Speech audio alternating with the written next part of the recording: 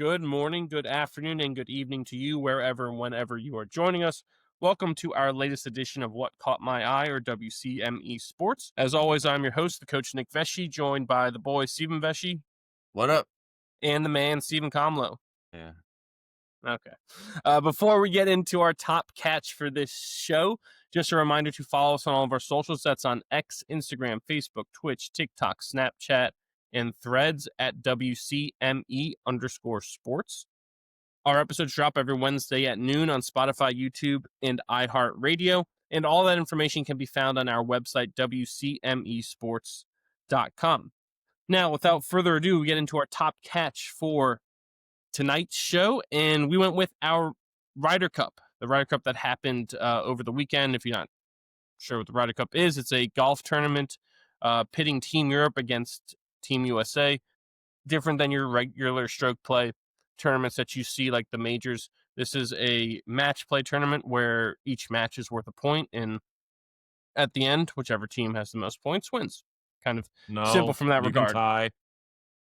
You can tie, but whatever team had won previously will, quote, retain the cup, meaning they get it back, and so they kind of won it, but they didn't actually win it.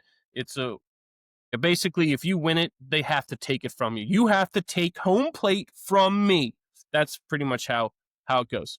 Last Ryder Cup was in Italy. Europe dominated, so they were holding the cup, needed only 14 points to retain it, 14.5 to win it. Them and the U.S. would have to get to 14.5 to win the cup back from Team Europe. If you missed it, Team Europe defeated the Americans 15-13 at Bethpage Black in New York to win the Ryder Cup for the second straight time. Captain Luke Donald of the European side became the second European captain to win back-to-back Ryder Cups, joining Tony Jacklin in 1985 and 87. Team Europe entered singles play on Sunday, the last day, with an 11.5 to 4.5 lead. It's the largest ever lead by either team entering the final day in Ryder Cup history. On that final day, though, the U.S. scored 8.5 points in those singles matches. It's the most ever since they went to the 12-match singles format on the final day, but it wasn't enough to dig themselves out of that huge hole they created, much the same way they created that huge hole over in Italy. Tommy Fleetwood for the European side, believe it or not, he has the best point percentage ever, 70.6, among players with 10 or more points earned in the Ryder Cup since 1979. So obviously, if you look up the stuff, Jack Nicklaus went 4-0. That's the best points percentage, right? You can't do better than not dropping a point, but only 4-0 since 79. That's a couple things, right? That's only winning 4 points. Fleetwood has earned, I think, 12.5 points in his Ryder Cup career. Over 70% of the time, he earns a point when he goes out there, whether it is in singles or in 4-ball or foursomes. Europe has won 11 of the past 15 Ryder Cups and 5 of the last 10 on U.S. soil. Are any of these happening on U.S. soil? And the next Ryder Cup, if you were wondering, that will take place at Adair Manor in Limerick, Ireland in 2027. That's right. Yes. Thoughts? The European team is a much better team. They destroy us in every team aspect of it. It feels like those guys just play together whenever, or hang out together whenever they're not on tour. Like, they absolutely just destroy us, and it's hard to say they take it more seriously, because obviously we're taking it more seriously, but it feels like they figured out the way to success with their team. I don't know. And individually, we look great, and they almost choked it away and all that good stuff. Yeah, I mean, it's you're right. It was a moot point going into Sunday. I mean, could say, could we have won on Sunday? Absolutely, but I think Sunday was kind of a foregone conclusion. Yeah, I mean, it was ridiculous. And then the envelope rule gets enacted for the first time since, what was it, 93? That was so stupid. I didn't know that was a thing. The envelope you get a half rule. A point. It was dumb then. It's dumb now. But I mean, it is what it is. I would have loved the envelope. I mean, if you don't know what the envelope rule is, Victor Hovland of the European side had to withdraw because of a neck injury. Had to get an MRI, got a bulging disc. couldn't move his neck, right? He looked So great celebrating. he got scratched from his Saturday 4-ball match in the afternoon, and Tyrrell Hatton had to come in for him, and then couldn't play on Sunday in the singles match. And so in the event that happens, there's a rule in the captain's agreement that says each captain submits one name in an envelope, and that's the person who would sit out in the event of someone having to withdraw, and that the teams have the point, as in not HAVE, but HALF. They huff, or HALV, they halve the point, right? So even though it is essentially a forfeit, each team gets half of a point, as opposed to the team that didn't forfeit getting the point, which ridiculous. Does sound ridiculous. If you forfeit, the other person advances. The other person gets a point. Like that's. You know, I understand. We've agreed upon these rules forever until someone decides to change it. That is the rule. And if you're the Europeans, why not use it? Victor Hava, I guarantee he could have gone out there. He looked great celebrating. It's one of those things that screams like that rule was created by a European. You know, like how you can tie in soccer, and if you no drop playoffs, out, you can tie. If you drop out, why don't do this? Like in America, we call that a forfeit. Yeah, so that's why you read that, and I feel like everyone in Europe, like people would be like, "Oh, okay, yeah, that's fair. He couldn't play, so why did they get to win?" Ties. But everyone in America be like, "Well, no, he couldn't play, so he loses." Right? He loses. So what happens in tennis?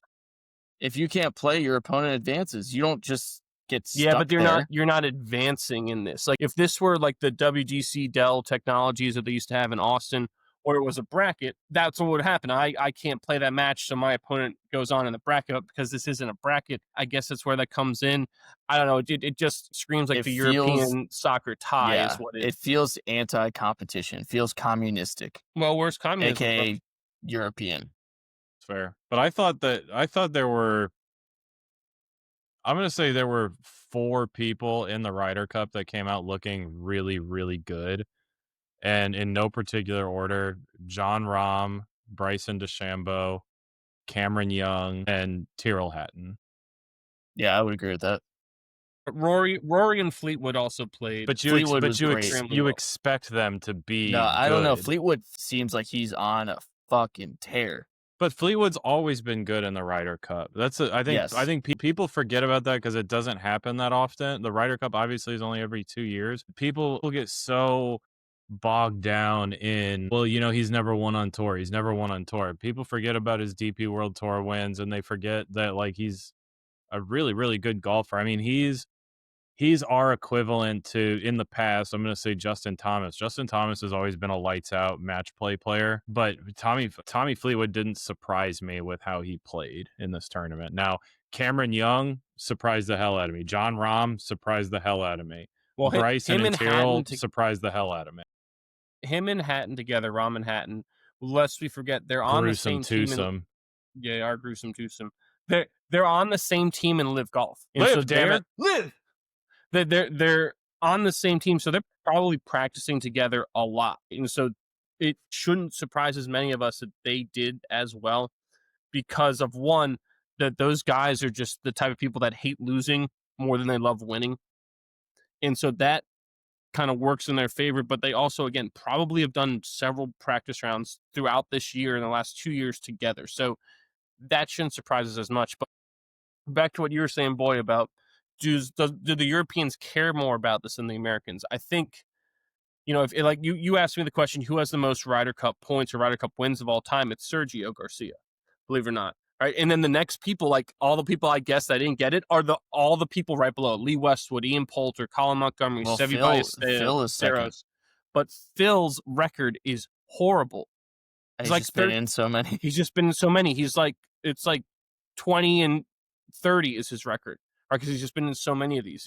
Him and Tiger have some of the lowest points percentages in the history of the Ryder Cup. And Scotty's down there. They are 3 of the worst players ever in this format. We'd been saying this for weeks leading up to the Ryder Cup, and I'm going to re-emphasize that we said it because I feel like we were spot on. We said in so many words that the difference between a good U.S. captain and a great U.S. captain would have been the amount of rounds Scotty Scheffler was selected for. And it's hard to, I get it, it's hard to bench the number 1 golfer, but again, that's the different, like, making the hard calls is the Keep difference him between a good individual. coach and a bad coach. Yeah, But you have to. it's I mean, you have to also play him in the individual events. I don't know if you can play Scotty in a foursome. But the problem is, like, if you looked at the U.S. roster, and this is what we talked about, who else are you going to play? Like, a lot That's of the times he problem. was out there, and it's like, okay, well, we're going to play Ben Griffin again, who Mhm. looked like he had deer in the headlights. You know, Russell Henley didn't look that great. You want to play him. Harris English looked terrible. Morikawa looked terrible. Like who are you going to put in there? No one can so make it comes, a putt. yeah. So it comes down to, well, Yeah, the bench only him two for people who? that were there were 4 people that played all right in alternate shot, and that's Schauffele, Cantlay, Yes. Bryson, and Cameron Young. Yeah. Those were the only And it's 4 that really looked worth watching, and they're the only ones that kinda ended up going the distance. He's going the distance. Bryson's record for He's this will going for show like 1, speed. 3, and 1, right? Which doesn't look that great, but you're right. If you were just watching the golf, Bryson played really well. Yes, he Yes, he did. did. He just, ran into some buzzsaws, didn't get a lot of help from whoever he was playing with, right? But I thought he looked really, really good out there. But like Justin Thomas lost from many of these times. Like Cameron Young basically won that match Mhm. for them. So it goes back to, right, again, is it a lack of caring or is it a lack of culture, right? Historically, the U.S. has always been way better at the singles and way worse in the team play. And that basically, if the U.S. does any well at the team play, they win the Ryder Cup each time. It's like that kind of poses an issue there of how do we prepare as a team? Because I think too much of that mindset, like you were saying, Kama, the European guys singularly don't view each other as enemies, like competition, like even when they're Correct. playing in stroke play, whereas the Americans view each other as the enemy, as a competition. And so even though you could take the number 1 golfer in the world and pair him with like the number 5 golfer in the world, and it doesn't matter, because those guys that change your minds. Even though they say, "Oh, I support you, I'm here with you," and we hung out, and The we're issue is friends. It's that mindset. the issue is too is that when it comes to like accruing their points and like having 6 golfers qualify for the team, the Europeans are just also way more consistent. So they're able to have pretty much Yes, the same the team same every 2 people. years, whereas Yes. there's so much parity and plug and play on our side. Like Scotty's a guaranteed, Xander is a guarantee, and then outside of that, I mean, we've talked about it a couple weeks ago. JJ Spawn, total shot in the dark. Russell Henley and Ben Griffin and Harris English, all shots in the dark. Like they came out of nowhere this season and lit it up early enough and got enough points, with the exception of JJ Spawn. He was pretty consistent, but the other guys were they came out of left field early on in the season and were able to just get so many points that like they qualified on their own. It's not like I shouldn't say wasted, that we used captain's picks on them, but So there's so much parity there that like that point begs the question: should the captain be using more of his captain's picks to keep continuity, as opposed to recognizing guys who have had good years, right? So, like a guy like a DeChambeau, right? Who, again, since we saw it, you would think most golf fans thought that he played well, right? If he doesn't finish up there the next Ryder Cup, should the captain pick him as opposed to 100%. going with whoever finishes like number 9 in the standings, right? Because this guy again, you would think has the continuity that he gained here with the Schauffele's, the Cantlays, the Cam Youngs, the Schefflers of the world. And so maybe that builds on it. But do we think they should pick him? Because it would make sense from that team standpoint, but practically, I don't think that would happen. Like whoever's the next captain, I don't think would do it. it's one of those things where like I would love to like get inside the head of Luke Donald and be like what, like why wasn't it, and maybe it's just because it's covered differently. Maybe like our media outlets focuses on Keegan so much that we don't, like, unless you Google it, you're not really going to hear about the European captain's picks. Like I would love to know if Luke Donald had any like qualms about selecting Hatton and Rahm. And obviously like after the fact now he would probably tell you no, but like I wonder if there was like a moral Any dilemma there. pushback to them because they didn't qualify in points, they weren't up there. Yeah, because they're 'Cause they not play allowed on to, LIV. because the European players have to get their points from the DP World Tour. They go off of like Rolex points Yeah. for the most part, and the DP World Tour was off limits to Live for the longest time that I don't think either of them played in any live events over the last couple of years. Won a DP event. Sorry, DP World in the Middle East, I think, earlier this year. But no, you're right. You can play, but it's like you don't have the ability to play enough to accrue a lot of points unless you played 5 events and won like 2 of them, you know? Mm-hmm. Now, the other side of it is, right, too, that's is a like... good question. Did he get pushback from their media? Was that a story over there of him taking Raw Manhattan? I bet not, because it's not as stigmatized over there. Elsewhere around the world, they don't give a rat's ass. Yeah. I mean, someone Saudi may raise money, things. Saudi money, UN money. You know what I mean? Like, what? That's why the DP World Tour lets these guys go and play. Yeah. Because at first they were like almost pressured into not letting them play by the PGA Tour, and then I think eventually they were like, especially after the news broke that there would be an agreement, which still hasn't happened, between PGA and Live.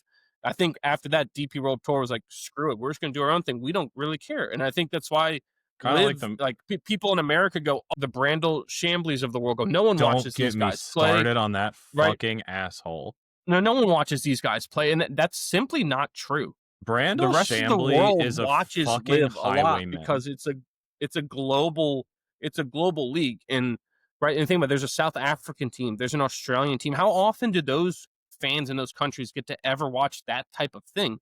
They don't. So around the world, Live is being watched way more than people in America think or are led to believe. And so I don't think Donald got nearly as much pushback, if any, for selecting Raw Manhattan. I don't think no one blinked an eye at it. Brandel Chambly should be tarred and feathered. Like, for the shit that guy was saying about Bryson leading up to the tournament, like, first off, holy fucking airball, Brandel, you fucking asshole. Well, now he'll say, oh, well, he had a losing record, so I was right. Yeah, well, that guy, I mean, that guy could not talk enough shit. It was just every single time that dude had the chance, it was just besmirching Bryson. Like, how about we give the guy some credit? And again, this is something that we've said before, but I'm going to say it again. Bryson did something that I don't think we've ever seen done. He qualified off of points for the Ryder Cup from 8 events. 8 fucking events. If you boil that down to anybody else that was qualified except Scotty, none of those, if you take the 8 best events that those guys did, I don't think... Maybe Xander won 2 of those majors. Maybe Xander. Yeah, that's true. But like, it's just absolutely ridiculous to have that sort of rhetoric as like a media person. Like, especially when you're an American, supposedly. I mean, that probably goes back to like the whole point about not necessarily do we care as much, but it's our culture around our team that sets us up for failure in team things like that. That's not being a good team player. It's absolute dog shit. Brandel's just mad because Sir Nick Faldo coming out and saying that about the European team, that he wouldn't, because he knows that hurts his team.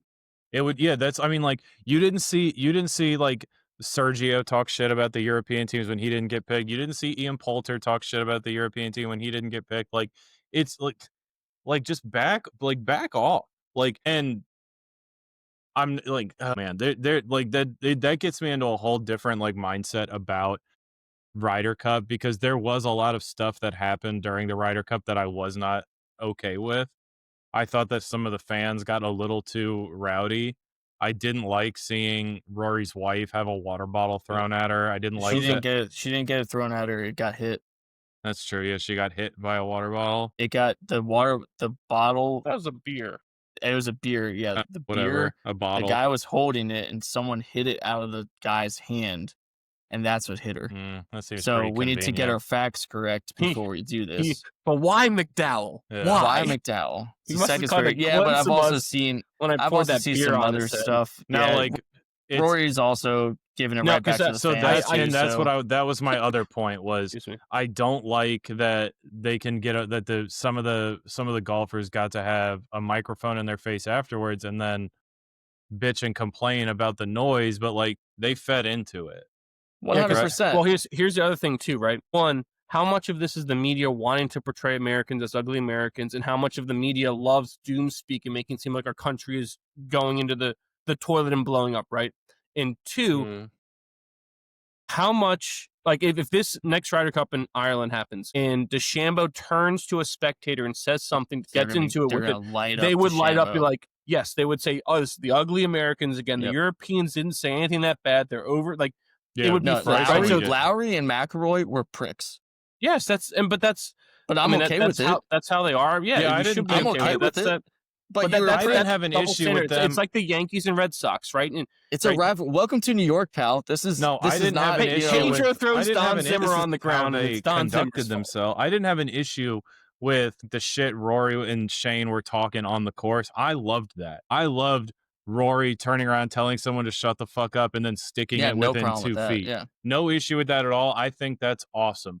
But then to turn around and bitch about it in your press conference, I have an issue with that. You can't have your cake and eat it too. You have to pick one or the other. And this is not me talking shit about Rory. I think that you got to just pick one way or the other. Like kind of like Tom Brady. You can't be an announcer and an owner. You got to pick one or the other. Get like the crowd. I mean, the crowd at the Ryder Cup is supposed to be rowdy. Yeah, you can't cross the line there, and people did get kicked out. But other than that, you're talking shit. And what is the line? I don't.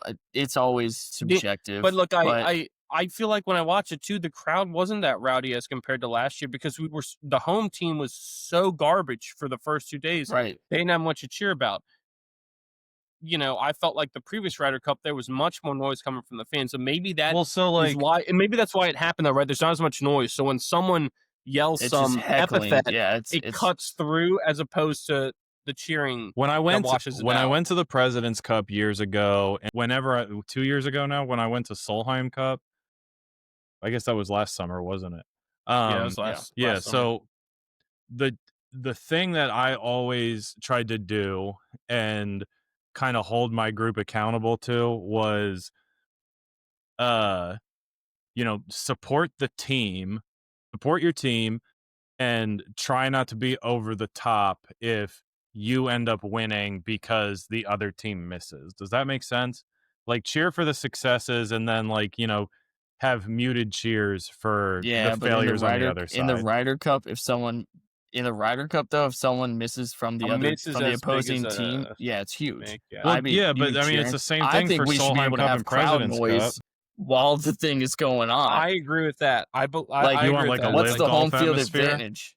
Yes, home field advantage. Like give me the crowd noise, give me the cheering, give me the college student section. That's what I need. I mean, some of these golfers too. I mean, it's clear the European golfers never played another sport in their life because they cannot handle anyone talking to them.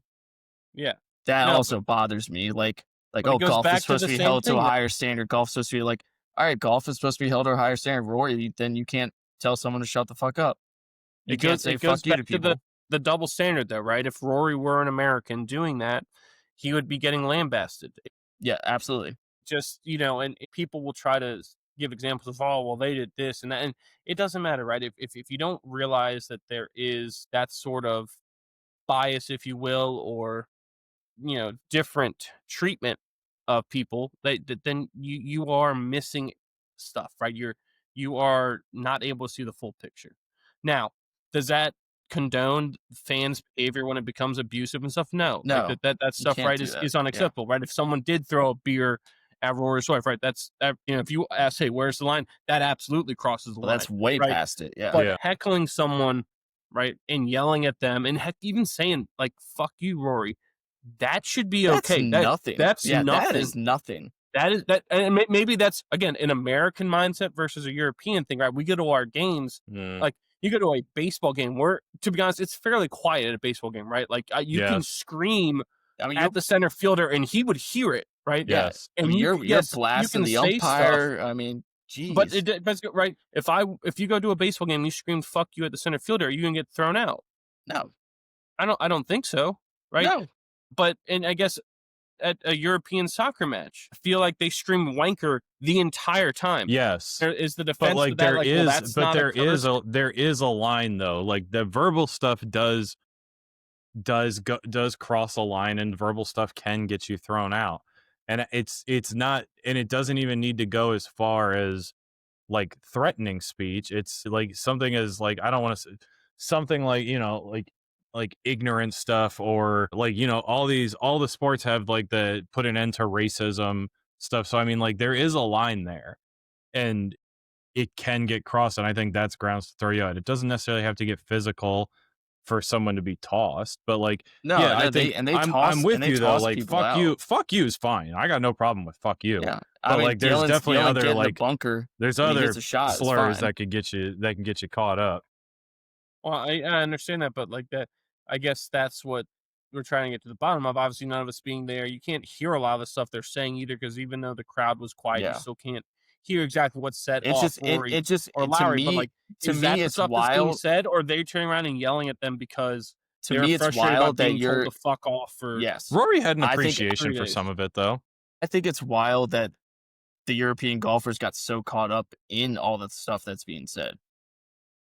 Like maybe because they're never used to it, and that's why. I bet it's that a difference in culture, right? Obviously, people treat people differently. Like, put your head down and just go and talk to your teammate and be like, "Wow, fuck these guys." Ramen Hatton would be the only ones that are used to it. That's what I'm saying. A difference in culture of like, we would be taught that. Like, we're taught that. Like, I'm not going to turn around and talk to a fan. I don't care what they say. We're taught that because it happens so frequently here in our country that you know that to them it crosses the line, and I think also them knowing that they won't get the backlash that an American would. And that's part of how you're brought up too in America. Like, that's why you're told that, is that you will be the one that gets blamed if you retaliate or say something back.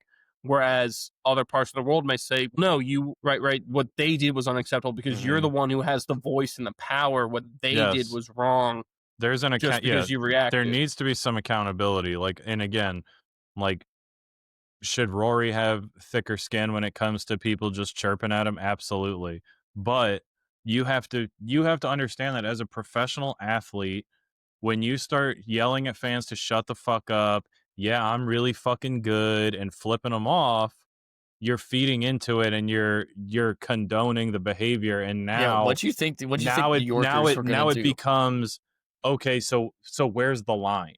Yeah, it's almost like a challenge. I agree with you. Yeah, if he doesn't say anything and like, you know, guys get kicked out or whatever, it wouldn't escalate. He's just like, hey, kick him out. It wouldn't escalate. Yeah, that's why we're taught. Yeah. That's why American players are taught to just turn, keep your head down, and go, and then you just talk. You to your teammates. Also taught that though, from what I said, like the perception of you as an American, right, is that you're always the enemy, you're always in the wrong. So like, if you are the one, like it's some random soccer match in Italy, right? If Christian Pulisic does something during an AC Milan match, that will be the front page news for everything, right? But if whatever Lukaku does something, I don't even know if he still plays, or even if he's on Milan. I get your point. A Belgian guy does this, you might see it somewhere. It might be a blurb. From Lukaku to just a Belgian guy. Well, he's a Belgian guy. Yeah, I know, but tell me you don't know anyone else on the Belgian team without telling me you don't know anyone else on the Belgian team. Eden Hazard definitely doesn't play anymore. Axel Foley, what was his Diego Forlan? No, he's Uruguayan. I doubt Lukaku plays on that. Get down the line. No, I don't Thibaut Courtois. I don't think Lukaku plays anymore, Nick. Jan Vertonghen. There you go. Who else was there's another defender with Vertonghen that was really good.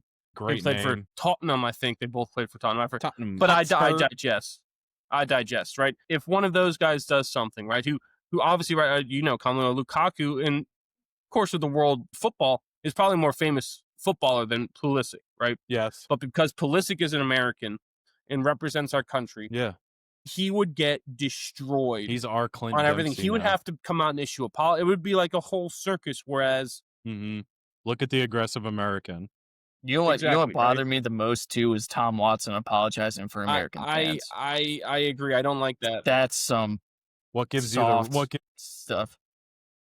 Percent, like, no, you don't get to apologize for a couple fans going over the line. You know what was really quiet leading up to the Ryder Cup that I didn't hear about until Friday, and I didn't even hear about it on the broadcast. I heard about it just off of some like random like YouTube short. Was apparently, I haven't confirmed this, but apparently Keegan Bradley bought 3,000 Ryder Cup tickets and walked around New York City and handed them out. And just like, that's pretty sweet. That's huge, because like that goes to everything we were talking about when we were grilling them for the prices of those tickets. Like, they were pricing out the average golf fan And Keegan said that he wanted like the average fan to have a place at Bethpage Black.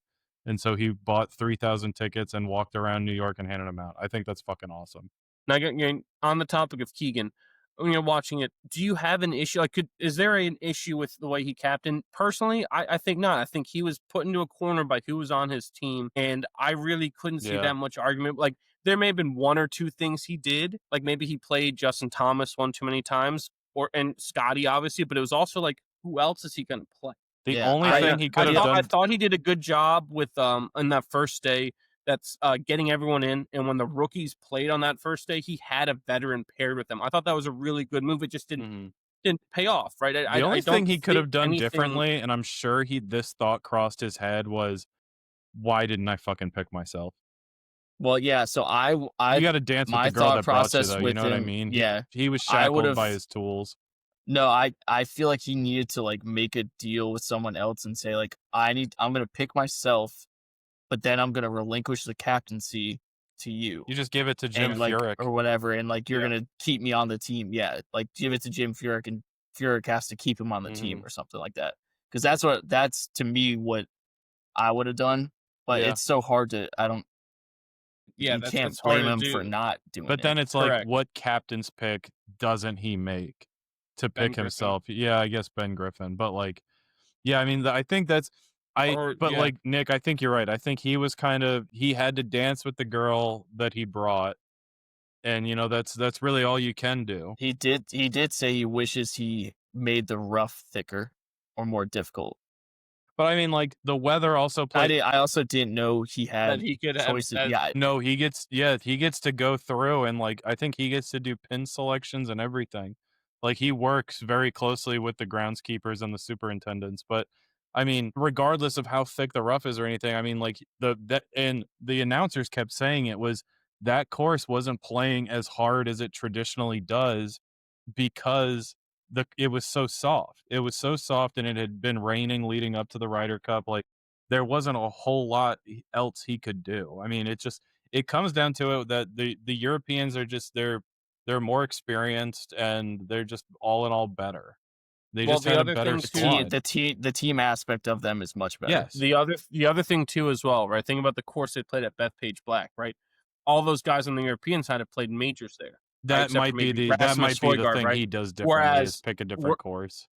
I don't know if he has saying that. He definitely doesn't. That's whoever USGA. You think it's a USGA selection? Yeah, or some Ryder Cup committee. Yeah, right. The one before in Rome, none of the US guys ever played there. Marco Simone, but the European side had like two people who had won the Italian Open there, right? And next year or the next time in Ireland, I guarantee none of our guys on our team have played that course before. No, but you'll see it on Full Swing, where like the guys will be like during an off week, like, yeah, I'm gonna shoot out and go play, because that was on that second season of Full Swing, if I'm not mistaken. Like there were a couple clips of like JT and Ricky and a couple guys that were like, oh yeah, like it's a non-signature event this week that doesn't really mean a whole lot, so we're gonna go out and play Marco Simone. But it was like their first time, like maybe a couple weeks before.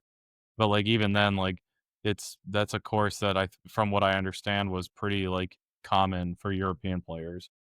Yeah, I mean, like I said, I think it hosted the Italian Open several times. So right, that is one thing to consider, and I think that did have a big effect, is the familiarity with the course. Yeah, because they don't always have to pick like a course that's hosted majors like Bethpage, right? It's not always at one of those courses. Now, and obviously in America, it makes sense to, right? It can handle the crowds and everything that's set up, right? That it makes sense to have it at one of those courses, but being at such a prominent one where, again, I guarantee almost every single one of those guys have played that several rounds there because they played a major there, I think makes a big difference. Anything else before we wrap it up? No. It's a good Ryder Cup breakdown. Yeah, I think so too. All right, that's going to take us to our 3 strikes for the evening. Boy, do you have strike 1? Yes, I do. I've got all the numbers. I've got our for my strike, as we do throughout the college football season. I'm going to do winners and losers of this last week. Hold on, sorry, Stevie. What are you saying over there, Nick? I just said son of a bitch. Yeah, why? You suck. Oh, and he just look at the score. Yeah, he did. I saw him look down and mutter, son of a bitch. And I went, oh, hold on. We're going to talk about this. You should have shot A-Rod. Yeah, Bregman just ripped a double. That's when I said, get down the line. Yeah, he ripped a double. Or it's 3-1, bottom 9 right now. Yeah, if you're listening live on Twitch. Sons of bitches. Anyway, Sorry, do you want Stevie, your go ahead. college Bring back football Noma. winners and losers? Sure. Or are we just going to sit here and watch Chapman blow these guys down? Are we starting with losers again? Yeah, let's start with losers. LSU it's always more fun. Sucks. Hit the buzzer. They blew my parlay. I don't know if I want to hit the buzzer because last time we had to put in support because we hit the buzzer too many times. Yeah, let's pump the brakes on the sound effects. All right. Let's start with losers. LSU. We're going to start with my Mountaineers getting absolutely shellacked at home to Utah, who the previous week lost 34-10 to Texas Tech at home. I had them losing. West Virginia sucks something awful. Good for Utah. You get a win. West Virginia sucks. Moving on. We did beat Pitt. NC State losing to Virginia Tech 23-21 at home. Virginia Tech also sucks. You can't lose that game if you want to be competitive in the ACC. NC State. Plus, your other conference win isn't actually a conference win because you beat UVA in a non-conference game. Bad start to conference play for NC State.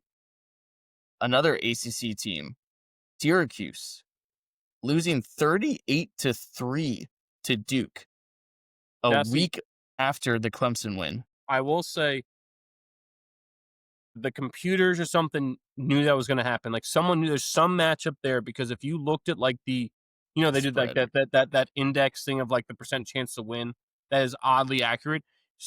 Duke was pretty favorable, like almost like 60%. 60% is not a 38-3 win.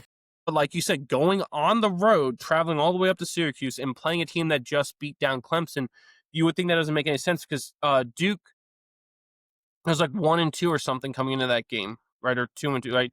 And so it doesn't make sense. But there's something with the Duke that the computers like that set that up that on paper that surprises us, but there's something analytics wise that doesn't surprise some experts.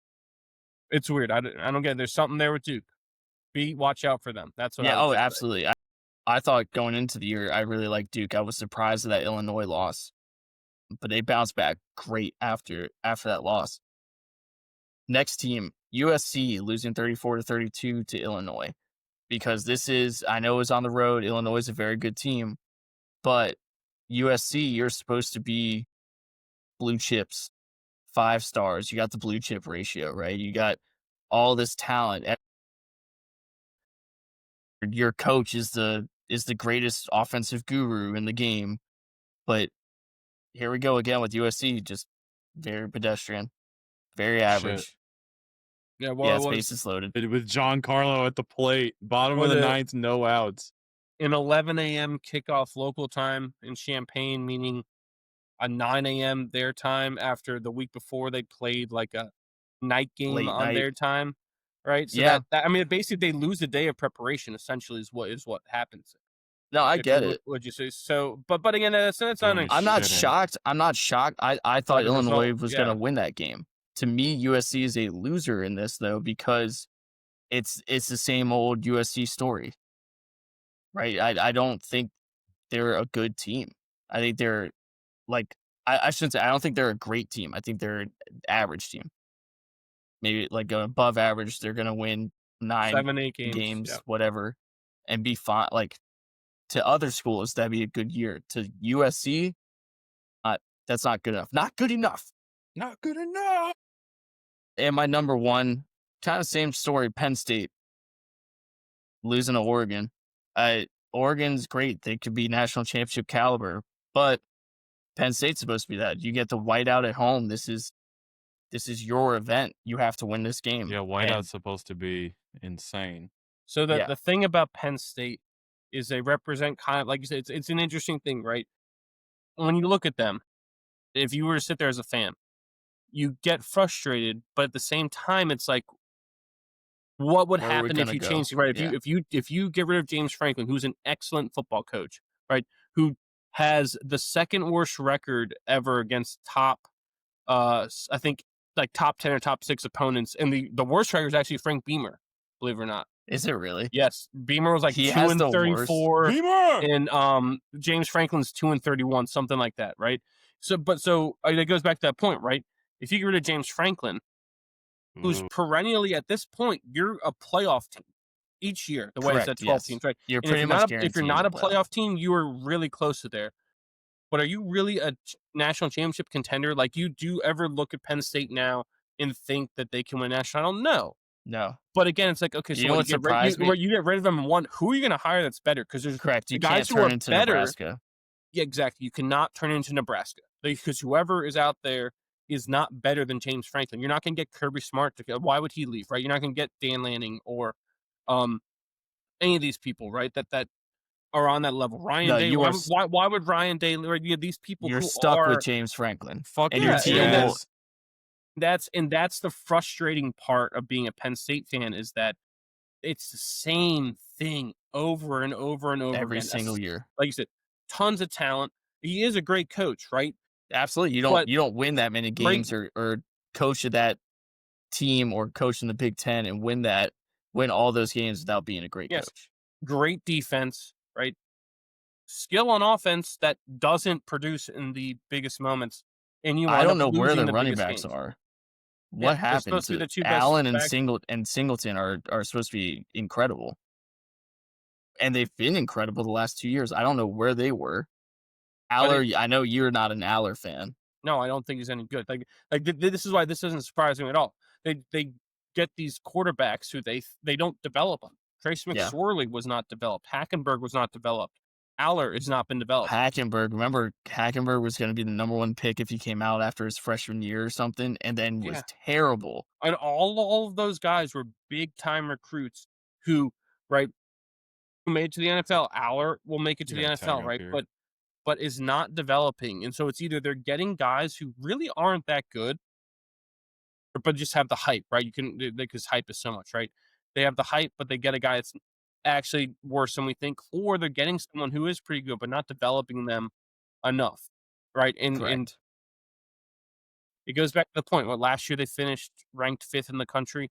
At the end of the day, think of the last, like in his tenure, like you throw away like the COVID years in his first 2 years, right? If you throw those 4 years away, because in a lot of ways you have to, right? Because of the way things are and the way things were. Remember, he took over Penn State when they were a disaster, right? So you throw those years away. Finishing in like the top 15, the top 10 half the time. Other times he's in like the top 15. It's like, you're right. You can't be Nebraska. You cannot. Nebraska is the cautionary tale of them saying, well, we are better than being 10-4 each year. It's like, no, you're not.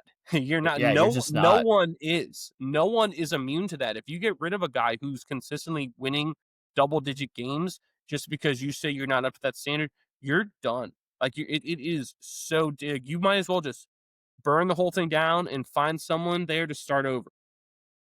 Make the Dunzo list. Anyway, all right, those are my losers. Moving on to the winners. To the victor go the spoils.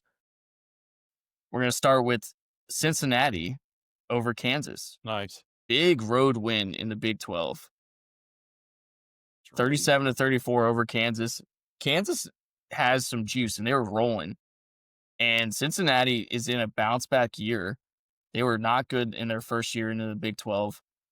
This is a great bounce-back year. That's a big win on the road. Good for Cincinnati. Get some momentum into Big 12 play. Next team, Oregon. We talked about this, but winning that game on the road, cross-country flight in the whiteout, that's still a very big win for Oregon, and maybe that will push them into the national championship contender race, because I feel like Oregon, same thing each year. They feel like they're always missing something, but I love Dan Lanning. So hopefully I would like to see them win a national championship because they don't have one in football. Down goes New York. By the way, yeah, it was bases loaded, no outs, and they didn't score. And you watch enough Yankees games, you're not surprised at that at all. That is not surprising. Next one, Alabama, big win over Georgia. They're back. They feel like everything's great again. DeBoer is amazing. Allegedly. Until they lose to Vanderbilt. Yeah, here goes the hierarchy, by the way, right? Florida State beats Alabama. UVA beats Florida State. NC State beats UVA. Virginia Tech beats NC State. ODU beats Virginia Tech. So that means ODU should be the number 1 team in the country. You heard it here first. Mark it. That's correct. Moving to the SEC. Let's go, Monarchs. Yeah. Here we go, boys. Yeah, I feel like Alabama, everybody's feeling great in Tuscaloosa right now. And then they'll get Diego Pavia. He'll come in there and whoop some ass. It feels like last year. Does it not? This is how their schedule was last year, wasn't it? They beat Georgia in thrilling fashion and then lost to Vanderbilt. They went to Vandy on a noon kick, and there's like half the people there. And they straight up went into there with the mindset of this is a bye week, right? We don't have to work. Yeah. So, I don't think they're going to come in here and take them for granted. Now, Vandy's not sneaking up on anybody anymore. Exactly. Vandy is better, in my opinion, than they even were last year. So even if you don't take them for granted, you would think still going to put up a fight. The way they're built and coached and their mindset, that I would be kind of surprised if Alabama blew the doors off of them, but it would still be almost impossible to pick Vanderbilt in that game. In Tuscaloosa. Yeah, it's hard. In Tuscaloosa, it's hard to do that. But I love Diego Pavia. Anyway, moving on. Ohio State, 24-6 over Washington. And the reason why I put them as a winner, you might be saying, well, they played an unranked team. It's Ohio State. They should destroy everybody.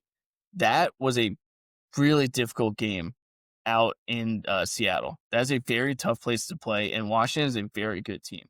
That, to me, showed me that Ohio State defensively is national championship caliber, and they should figure it out offensively to become another, again, the number 1 team in the country. Should stay the number 1 team in the country if you're the defending national champion until someone knocks you off. But Ohio State, I thought that was a big win.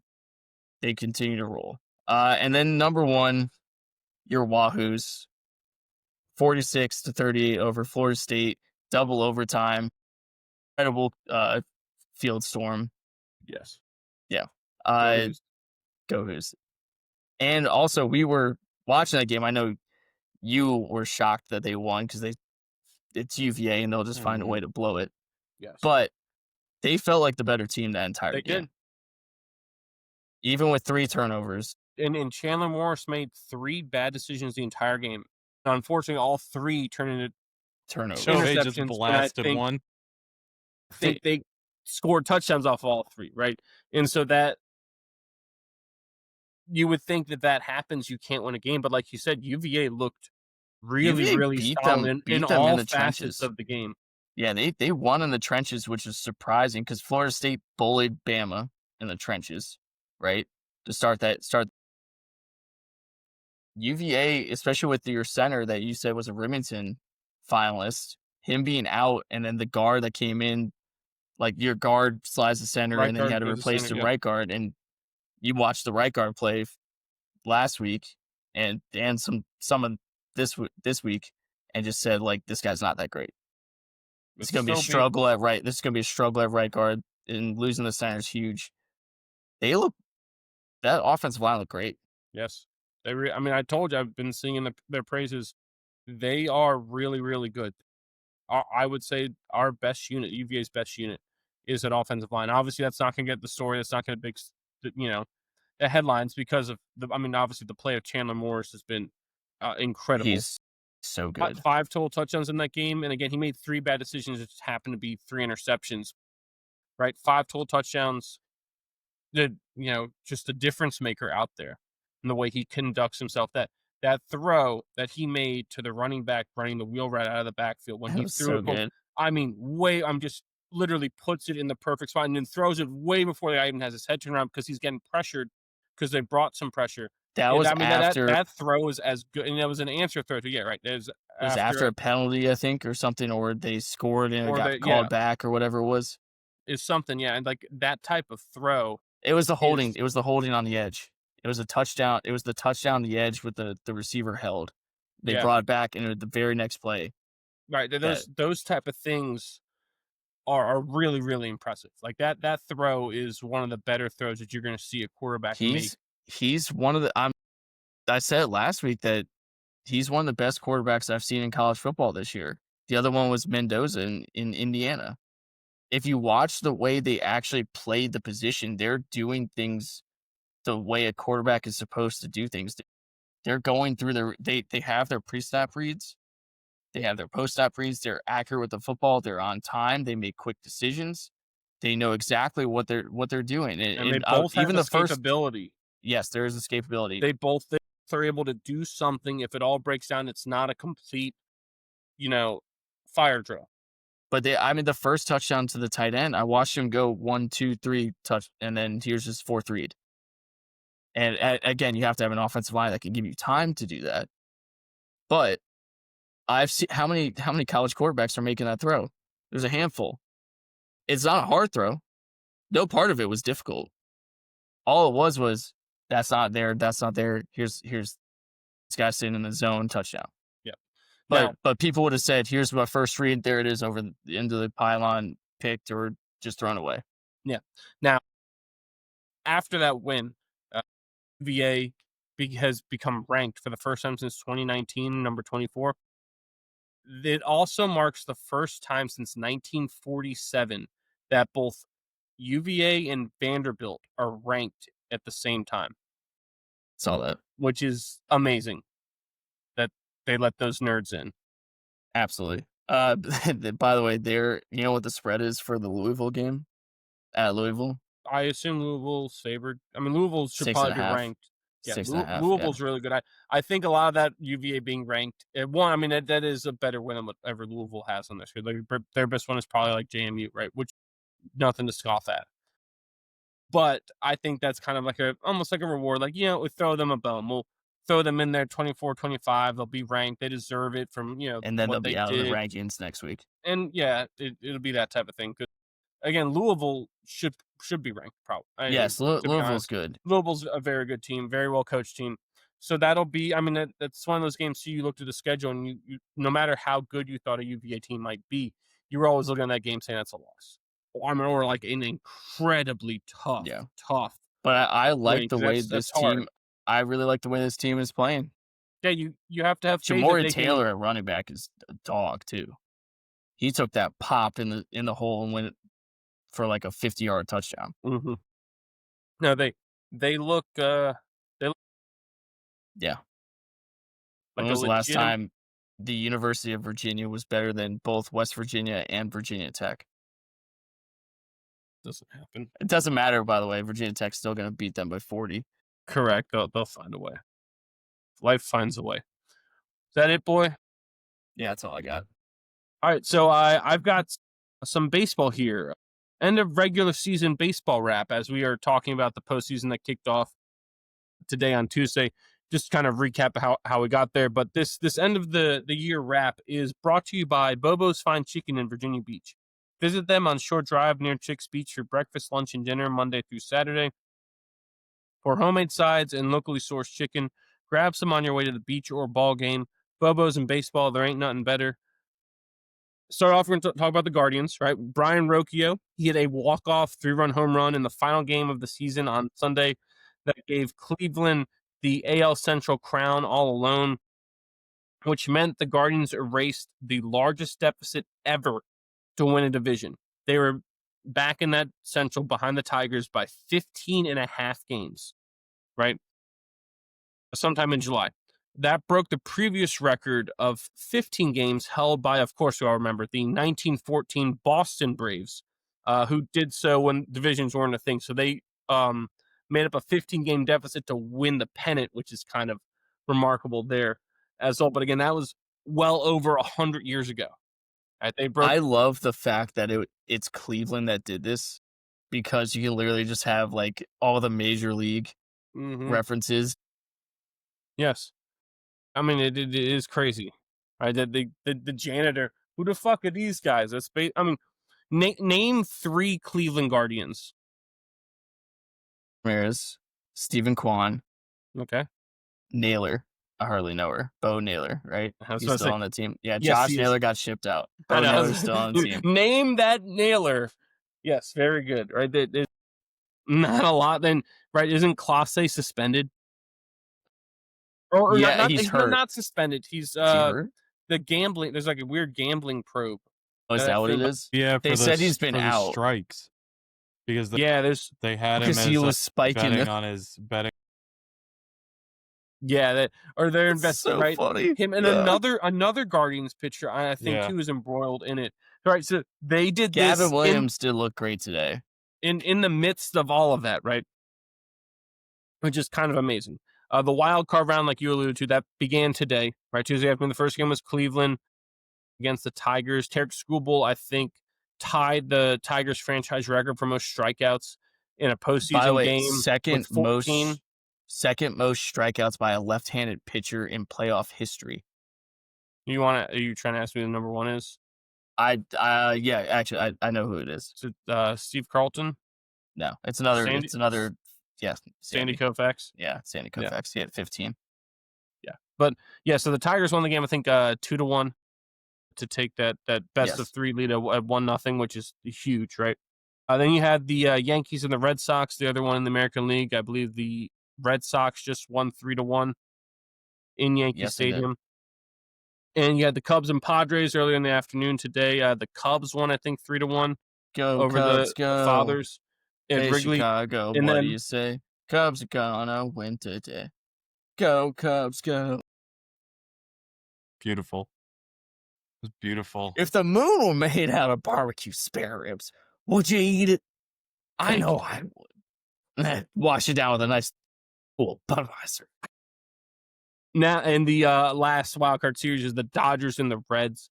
That's happening right now. I believe Kamala, you said Shohei. Yeah. Shohei cranked like the 3rd pitch. It's Hunter Green. Hunter Green, by the way, is on the mound for Cincy. And it was 100 miles an hour that Shohei just ripped right over the shouldn't surprise anyone. And then Mookie got on base. Got on base. Yeah, Mookie got on bets on base. Our newest segment. And then the side was retired. Right, so yeah, those are your wild card series. They're all best of 3. All 3 games played at the home or the higher seeds stadium, right? So all 3 of those games will be at Dodger Stadium, if you're wanting an example. The Blue Jays and the Mariners, they received byes in the AL. The Mariners will play the winner of the Tigers and Guardians, whereas the Blue Jays will play the winner of the Yankees Red Sox.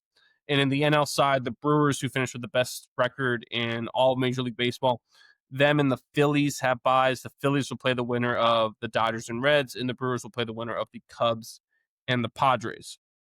Now, a few last things here about the regular season. Aaron Judge, he became the first batting champion to hit over 50 home runs, or you could say that Judge hit the most home runs ever by a batting champ, if you wanted to put it that way, so you can understand the accomplishment there.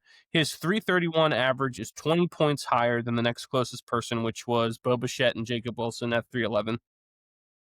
And that's in the major leagues, not just American League. His .457 on-base percentage is 58 points higher than the next person, which was George Springer at .399. He became just the 8th player ever with 3 or more 10-plus WAR seasons, according to Baseball Reference. So this was his 3rd season accruing 10 or more WAR. The other names on that list: Rogers Hornsby, Mickey Mantle, Willie Mays, Barry Bonds, Ted Williams, Ty Cobb, and Babe Ruth, and Aaron Judge. That's fucking good. That's company. The company that Aaron Judge is in. So no Trout on that list? No. Isn't that that's, again, I think that helps to put in perspective, right? That Trout obviously emerged several years before Judge, but for much of like the generation growing up in that time, he is the Mickey Mantle of that generation. We talked about he'll be an Inner Circle Hall of Famer for the most part from what he's accomplished, but he doesn't even make that cut. And that's something Judge is on there with these guys who are not just some of the best ever, but some of the best ever at their position. Like Mickey Mantle and Willie Mays very well may be the two best center fielders in the history of baseball, right? Rogers Hornsby has a case to be the best second baseman. I know he bounced around, did second and first base, right? Ted Williams could be the best player best ever. Hitter.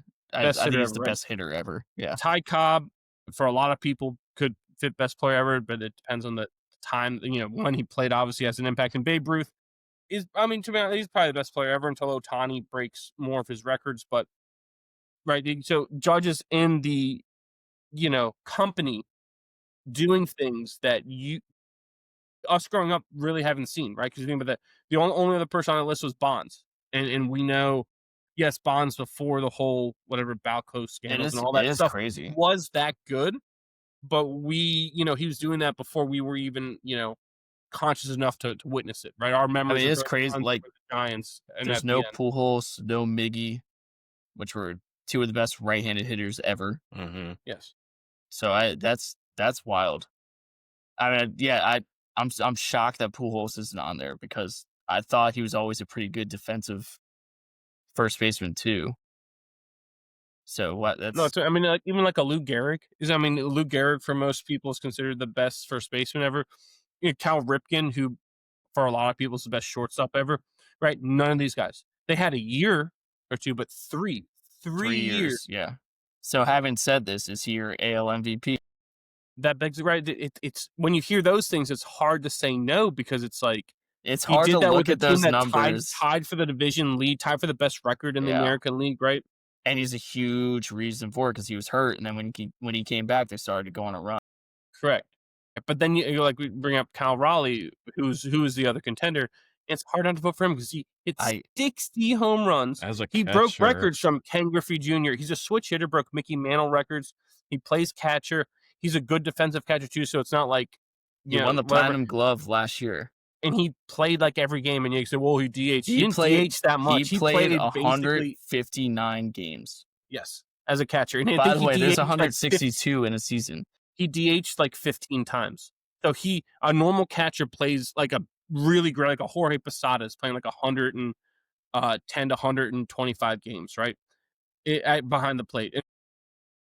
Raleigh played behind the plate like 140 some games, right? So that's incredible. And so it's hard to say it's not him, but then you look at it and say, Judge's average was almost 100 points more. I know, it's crazy. I have the Cal Raleigh official catcher versus DH numbers for this year. 21 games at catcher, 38 at DH. Okay, so it was more than I thought. But still, most of those guys are, instead of DHing, are taking a full game off. Correct. And that's kind of amazing. And the catching position is the hardest position in baseball. Yeah, in terms of what it does to your body and the fact that you have to also manage a pitching staff. Like, you're doing double the meetings. Like, you're doing things that Judge doesn't have to do. But again, he still hit 100 points more, right? He does these things it's hard to look at Judge's numbers. It's hard to look at Judge's, like, the 331, 53 to 114 and say he's not the MVP. And with that OPS. However, it's also hard to not look at Cal Raleigh so he goes 60 home runs, 125 RBIs as a catcher. And leading a team to a division title who hadn't been in the playoffs in 25 years. I'm glad both of them got to the postseason as well. Yes. And all had runs to get there. Because probably they were two of the hottest teams. Right? You have Cleveland, Seattle, and New York might be the three hottest teams. I don't know who you give it to. Could we see something like we saw in 79 where Keith Hernandez and Willie Stargell tied for MVP, so they got co-MVP? No. We just had a tie in football. I don't know if I want to tie in baseball too. MVP in 79, come on. Making wisecracks in a comedy club. This guy was talking about 6. Talking about teams that were on a heater. How about the reverse heater? What's that called? Is that just called a Met? Yeah. So the Mets, they went 38-55 in their final 93 games after they went 45-24. and led the NL East by 5.5 games on June 12th. That made the Mets wind up missing the playoffs because of what happened. They finished, I think, tied with Cincinnati, but Cincy holds a tiebreaker because they went 4-2 against them in the regular season. The only teams with a worse record in that span in the last 93 games were the White Sox, the Nationals, the Twins, and the Rockies. Those are the only teams that were worse than the Mets since June 12th. There have been only 2 teams who finished with a worse record after being at least 21 games over 500 at any point in the season. The 1905 Cleveland Naps. Who could forget about that? Tough year for them. They were named after their best player, Nap Lajoie, the second baseman, of course, who we all know is one of the best second baseman ever. And the 1977 Chicago Cubs. Those are the only 2 teams they finished with a worse record after being 21 games or more over 500 at any point in time in the season. But, you could look at it, but you can also say, you know what? Juan Soto might be the smartest person in the room because he just took a huge pay raise to get an extra month off. Right? He doesn't have to play in October, but he gets to play his golf. Yeah. I mean, heck, and you could think this could happen the whole time he's there. He's going back to Dominican Republic. And he's getting paid more to do less work. Mm-hmm. Especially after the starts of the season he had, too. Yeah, but he did finish with great numbers. He finished real strong. He got to take the first month and a half, 2 months off, and now he gets a long off season. An extra break, yeah.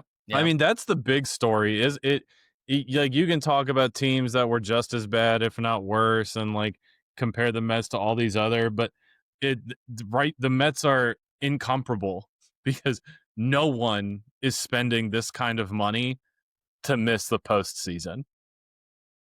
It's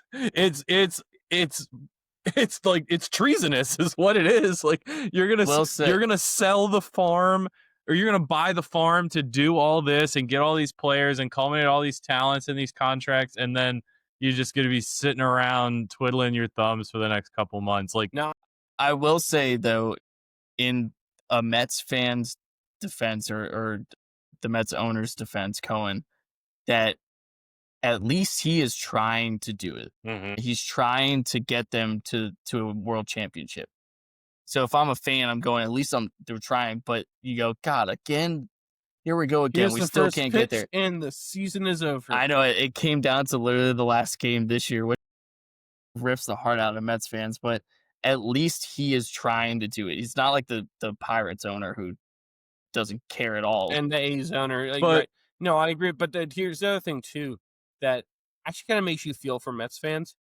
The moves they made were good. They're good baseball moves. Baseball people were like, oh, this is the right move to make. This is a good move. Getting Ryan Helsley and Cedric Mullins, and then they get Rogers, the lefty, right? And the bullpen. They did the things right.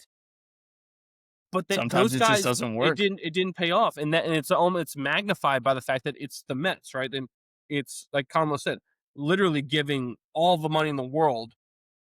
You would think it doesn't matter if some guys don't perform, but I mean, every other team around them made the playoffs. Yeah. The Dodgers obviously have the highest total payroll. So in this order, it goes the Dodgers, the Mets, the Phillies, the Yankees, the Cubs, the Padres, the Jays, and then you get to Houston.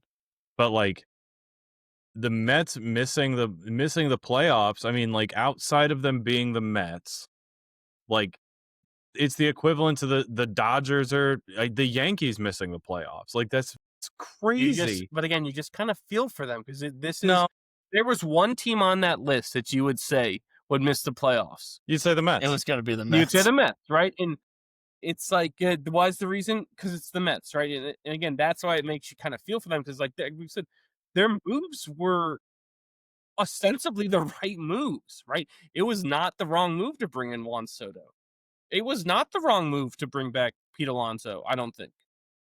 By the way, he made it very clear he's not going to be there next year. Let's say that he could not have opted out they faster. Asked him the right body wasn't after even the game. cold. They asked him right after the game, and he said, yeah, it's a great group of guys, great clubhouse, but yeah, I'm going to be going to free agency. I mean, God, you can't sit on that for a night there. Nope. What? Well, Like, here, I need some time to make my decision. Fuck Queens. Fuck Mr. Met. Fuck Tim the Trumpet. Yeah. In Alonzo's defense, a decision like that is not made lightly. I bet he had thought through this in a while. But I understand. Because I understand. Remember, that, but coming into this year of last offseason, they drug their feet trying to sign him, and it was acrimonious at times.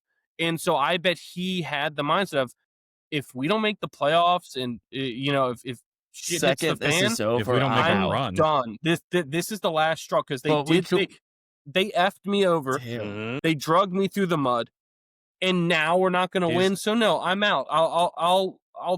He's the one that's fighting, not you, and not you. I'm not getting any younger. I might not ever get a chance at this literally again. After the game is over, like, you guys just lost on the last day of the regular season to miss the postseason, and he's like, "Yeah, I'm out of here." Mm-hmm. Like, you couldn't just wait a day. No, I respect it. Like, stand on business, 10 toes. God, all you have to do is say, it's a tough decision. I'll have to think about what my future is. No, he knew. I wonder if the Mets are the first team to miss the playoffs while having two guys go 30-30, because Lindor and Soto each went 30 this year. That's crazy. And then there were an MLB record 7 guys who went 30-30. So that's the most there's ever been in a season, right? So you had 2 of those guys on the same team, and that team missed the playoffs. Right? Their numbers are so good. So, like, Soto and Alonso were sitting at 7 and 8 in the whole and MLB in home runs. Yeah, 43 and 38. Alonso has 126 runs batted in, which is second in all of baseball. Right? Yeah. No, to Schwarber. Right. He's one above Raleigh. It's like those 3 guys. The only ones. The Mets, is that what Chat GPT is telling No, I'm looking at it on Google right now. They're the only ones.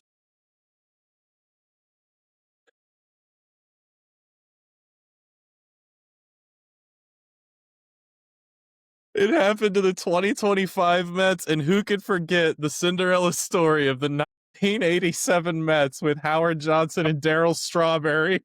Yep. I was at Hojo.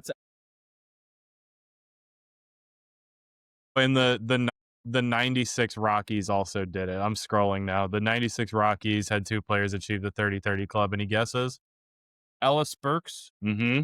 And Dante Bichette. Correct. Well done. Golly. Fucking Rain Man. Rain Man over here. You guys have been great. I'll see you next time. Ask me about my wiener. How do you pull Jesus Dante Christ. Bichette, and who was the other guy? Ellis Burks, you idiot. God. Get it right. You come into my house. Yeah. You get my wife's you come into the WCME studio. Get these names right. Yeah, so 3 teams have done it. The 96 Rockies and the 87 and 25 Mets. Good fucking night. That's the company the Mets belong in. Wow, yep, it's going to be a cold winter in Queens. I love going to the country. Anything else baseball-wise before we move on? Go Dodgers. No. Ew. The last strike, boy, you got the thing. Ew.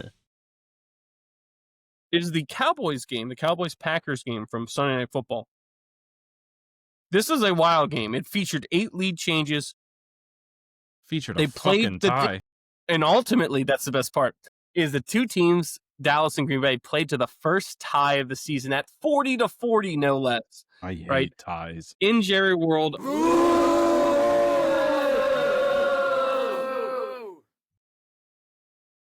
Dak Prescott and Jordan Love, the 2 quarterbacks, combined to complete 75% of their passes for 656 yards and 6 touchdowns.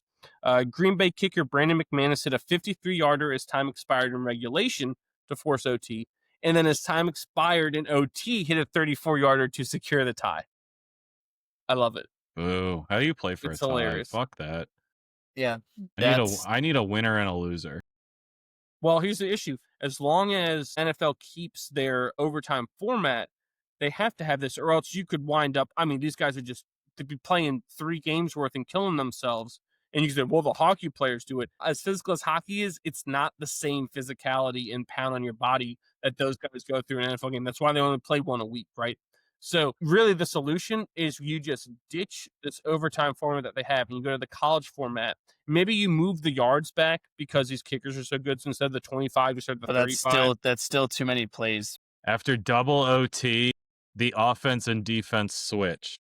No, what I've seen proposed, which to me makes sense, you do a shootout type thing where the kickers basically you start at like the 35 and you move and you go kick for kick. I hate that. Kicking already doesn't matter. That. But I hate that. You can't play. No, I hate that because there's too many hits that you just said they don't want guys taking more hits. You're taking the ball out of the best player's hands. You imagine a Bills Chiefs game going into overtime, and instead of the game being on, it's Harrison Butker and Tyler Bass out there. No. If Tyler Bass even comes back, it's Harrison Butker and Matt Prater, and that's who decides the game. No, then fuck Bills that. lose another chance at the Super Bowl because Matt Prater hits the upright in double overtime. No. Quarterbacks have to line up at free safety. I see your point. Wide receivers play corner. Everyone takes off their pads, and it's shirts versus skins, and you just go. Dive for the knife. Yes.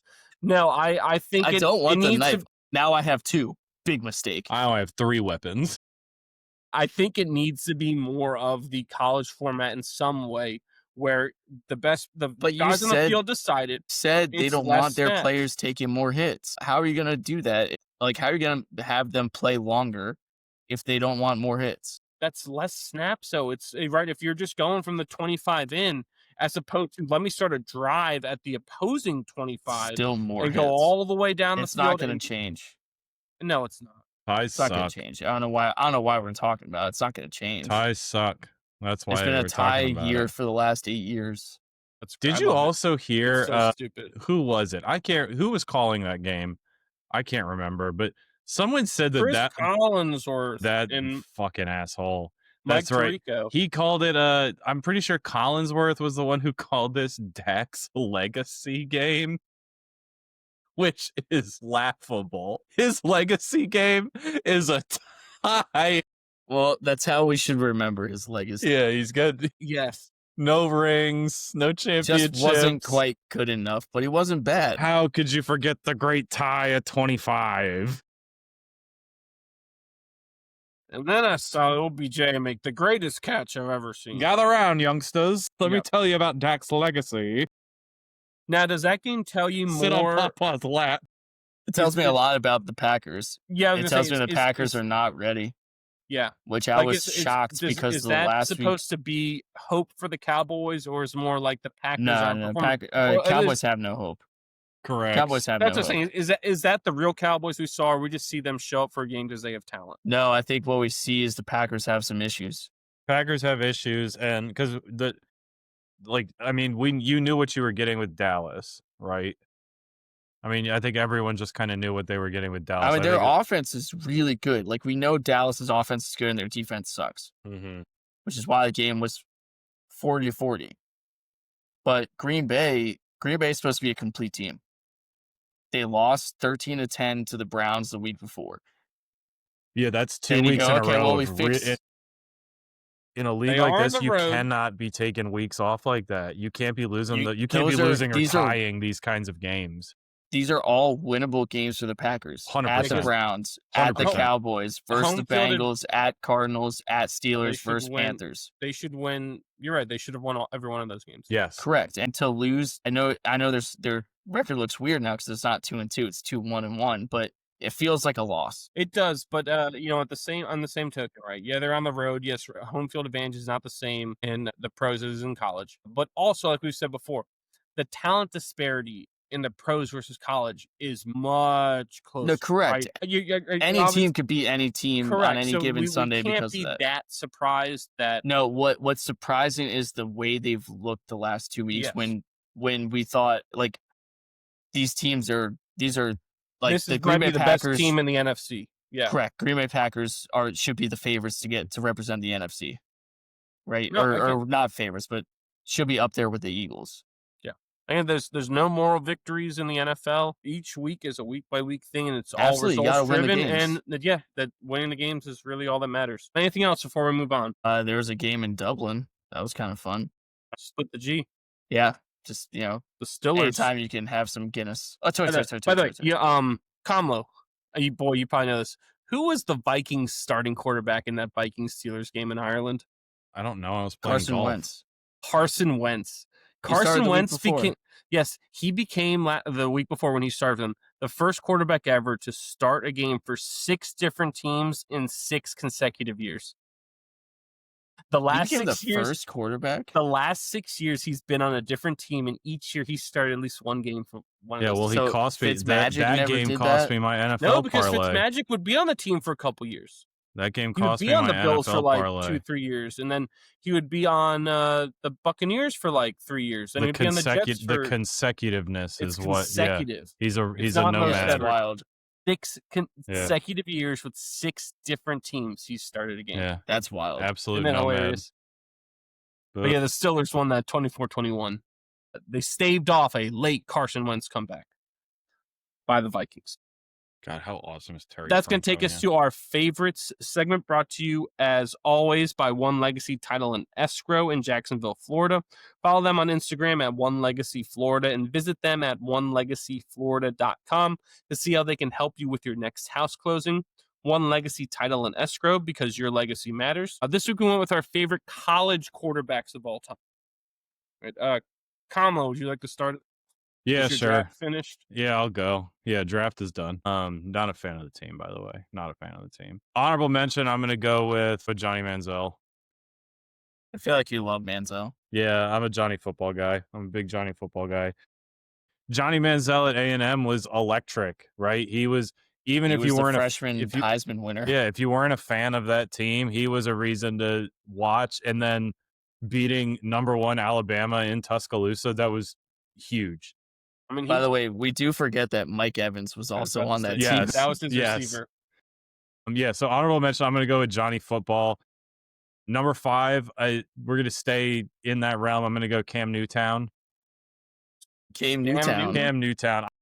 I really, really, really liked Cam Newtown circa 2010 because he has one of the best college football stats. Yes. Like his year is one of the best ever. One of the greatest one and done seasons ever. Well, because he got booted from Florida. Got booted out for stealing a laptop. Yeah. Well, it's still.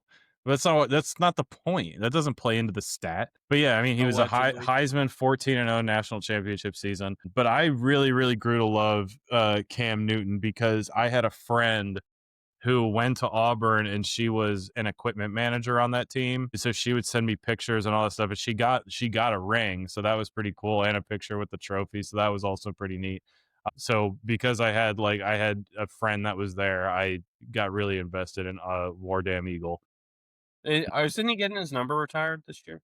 Probably, but I saw that. Since I have very much cooled on Cam Newton, so don't ask me to keep up with him.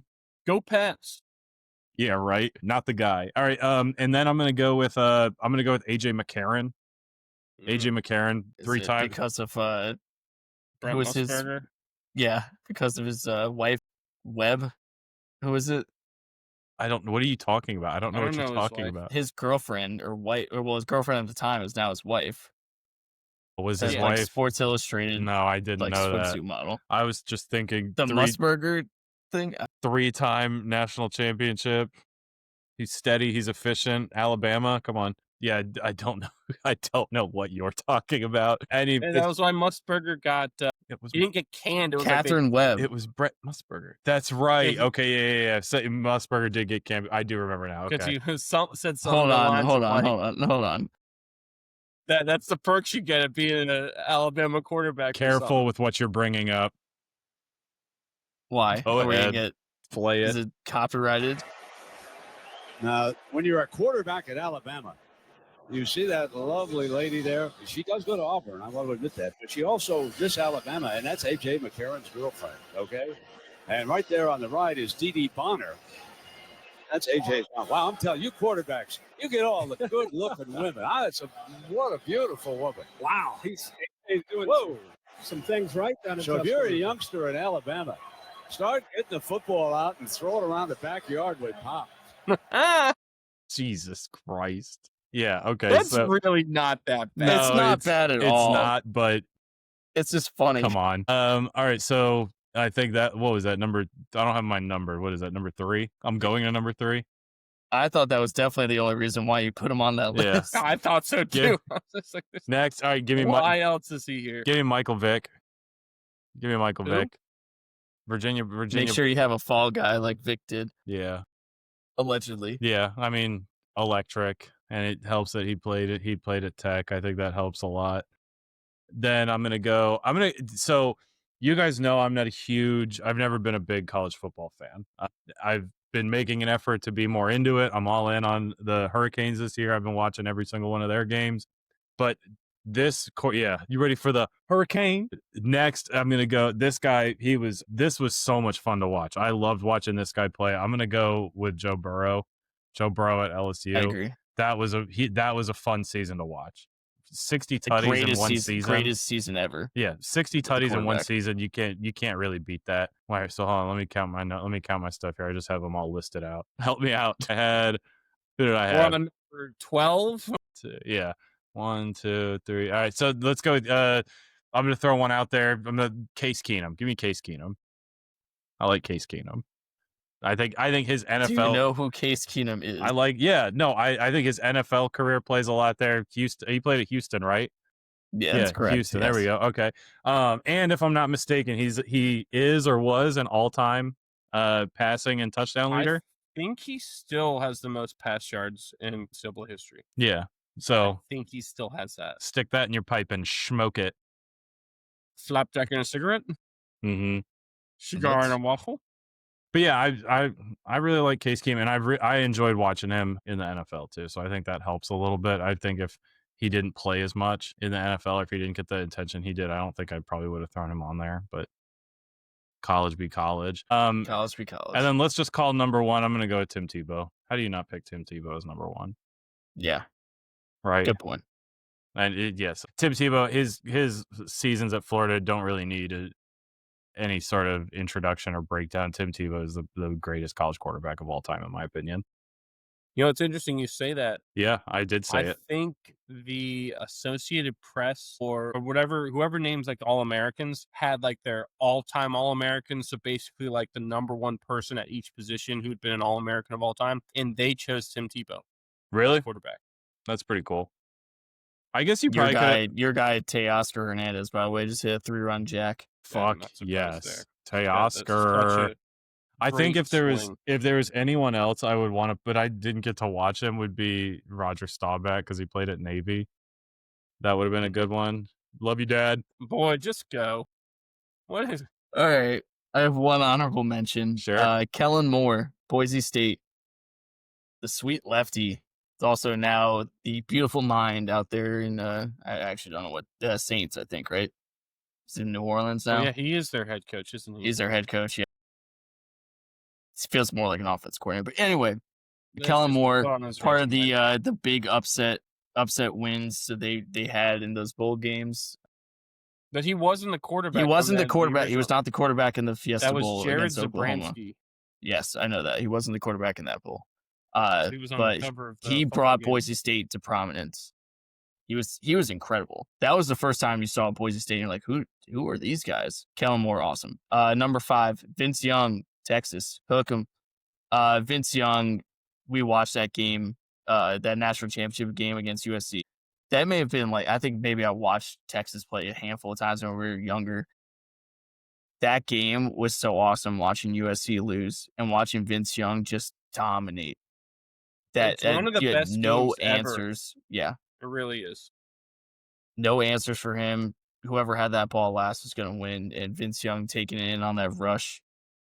Fantastic. Number 4, Bryce Perkins, UVA.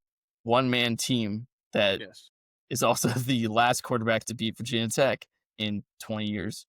They made to the ACC championship that year, I believe, against Clemson. They went to the Orange Bowl. What's the Orange Bowl? They lost by 60 against 60, Clemson. yeah. But Bryce Perkins, if you've never watched him play, unreal how good he was. Number 3, how can I not put Pat White, West Virginia? You talk about the electric city, Pat White. Sweet lefty, everything he did, that was Rich Rod's, like, your stereotypical Rich Rod quarterback is Pat White.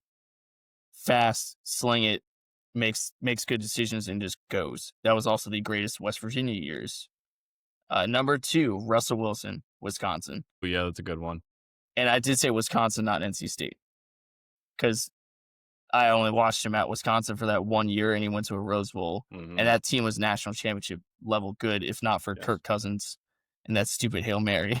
Kirk D. Cousins. Yeah. Russell Wilson, though, that was part of the, like, when we were growing up watching Wisconsin, those are probably my favorite teams to watch. Just lining up. Ones that an offense. Yeah, true. One ones that, like, a quarterback, right? You had Jim Sorgi and Scott Tolzien. I thought about putting Tolzien on here. They were not nearly as good as Russell Wilson. That's why that team went as far as it did. Yeah. And then moving on, number 1, the great minor league baseball player, Tim Tebow. Like you said, Kamala, he's minor league baseball player. Yeah. Well, I watched him play. Lest you forget, who did he play for in the minors? What organization? The Mets. It was the Mets. Jesus. Yeah. Full circle.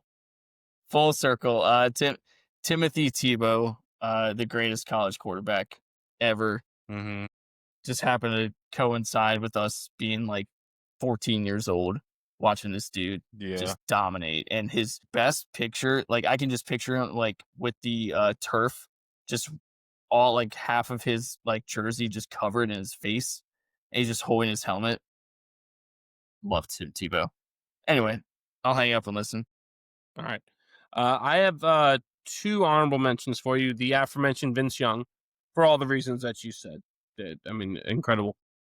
Colt Brennan, the late great. I thought about putting the late great Colt Brennan from Hawaii, who really gave kind of the small school teams their first shot. Yeah, they got to that like Sugar Bowl, I think it was, and got killed by Georgia.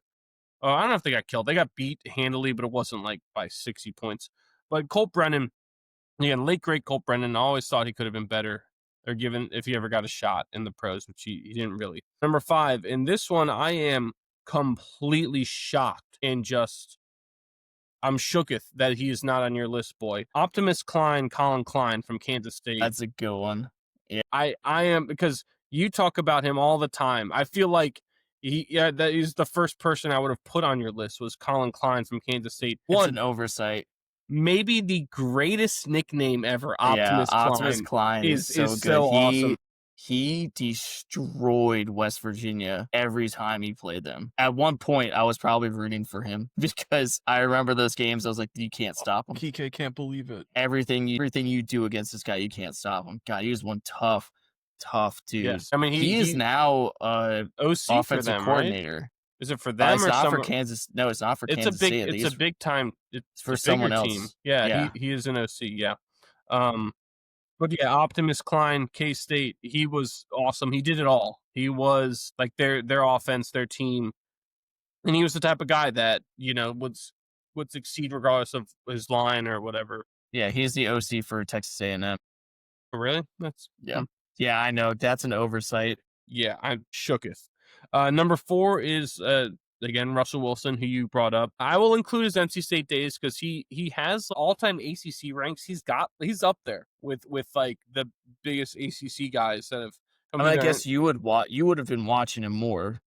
But it's still, I remember him the most from Wisconsin. Wisconsin, yeah. He endears himself the most to me from Wisconsin, just from there, so much because he's a Wisconsin fan, but also because that kind of showed the world Russell Wilson. Like, he still was so underrated at NC State. He was so underrated coming out of high school, so underrated at NC State, and finally got the stage of Wisconsin because he elevated a team that was perennially in the top 15 to like a top 5 legitimate championship contender. And then parlay that into the NFL career he's had. And he, again, came into that as a true underdog, as a third-round pick. And the Seahawks were supposed to play. It was Matt Flynn, I think, is who they gave that massive game. He had the one game where he threw like almost at the NFL record from a touchdown passes game. He threw like 7 touchdowns against like the 1 in 15 Lions and parlayed that into a huge contract. But Pete Carroll, credit to him, right?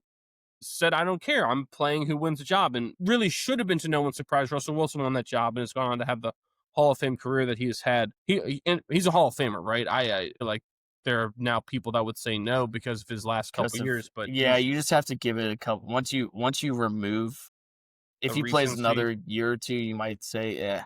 But if he retires, like once he retires and you remove yourself from him for like 2-3 years, and then you go back and watch his highlights and everything, then you go, oh, Hall of Famer. I mean, he's a 9-time Pro Bowler and a Super Bowl champion. Yeah. Yeah. And put up some pretty darn good numbers. Yeah. So he is number 4. Number 3, I'm surprised he wasn't on anyone's list. Chase Daniel. I love Chase Daniel. I know you like Chase Daniel. I'd never. I love Chase Daniel. He's a fine analyst now. Is that what he does? He's an analyst?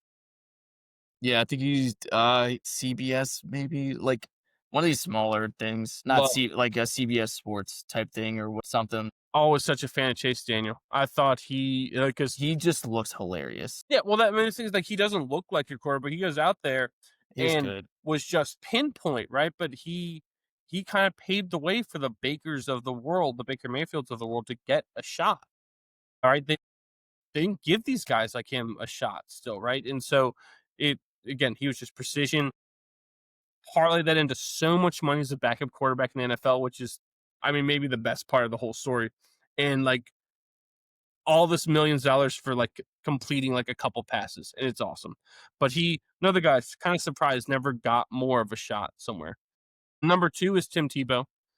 Tim Tebow, like I said, whoever it is, AP, whoever does All-Americans, named him as like basically the number 1 quarterback of all time. And he really is, right? I mean, gosh, he's such a college quarterback. Yes. Too. And I still think he purposely didn't get enough shots and enough chances in the NFL because they didn't want him because of outside factors.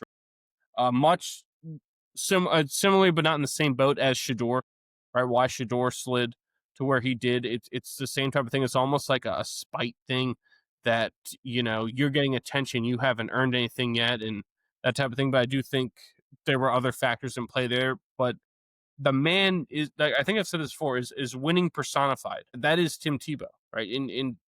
I don't know. Isn't it at the end of the day, you want to win more than you lose? I agree. I don't understand. I know you don't want any distraction, but golly, like, he won a playoff game. Yes. How many quarterbacks have won a playoff game? Correct. And he threw the touchdown pass to the people. Oh, well, Demaryius Thomas ran most of it. Still had him in stride. Still had to deliver the pass, ready to go, right? And he raised the level of every other person on your team. And that's not a quantifiable thing. And it's you're right. It's one of those things where we'll never know, right? You could speculate all you want, but man, it was a joy to watch him play. Yeah. And when we're talking about our favorites, that plays into it so much. And my number 1, obviously, is Bryce Perkins from UVA, a guy who was at Arizona, I believe, to start. It's either Arizona State, but I think it was Arizona. Had a neck injury, right, that basically they thought was career over. I think went to a junior college to play a little, see if he could do it.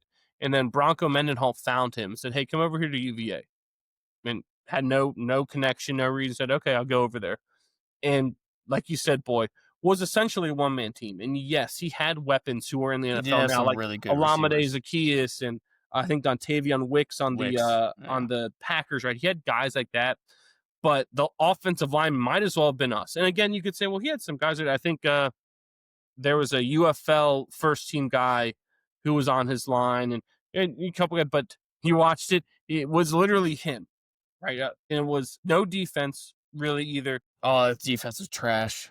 Just horrendous, right? He was what they had like. Oh no, it was with Armstrong. They had the number 1 offense in the nation one year. Perkins was such a dude. Yeah, I mean, I've said it before. He very well may be the best pure football player, when you define just football player that UVA's ever had, because of some of the things that he did. And I don't think it's any coincidence that he just won the UFL MVP this past year.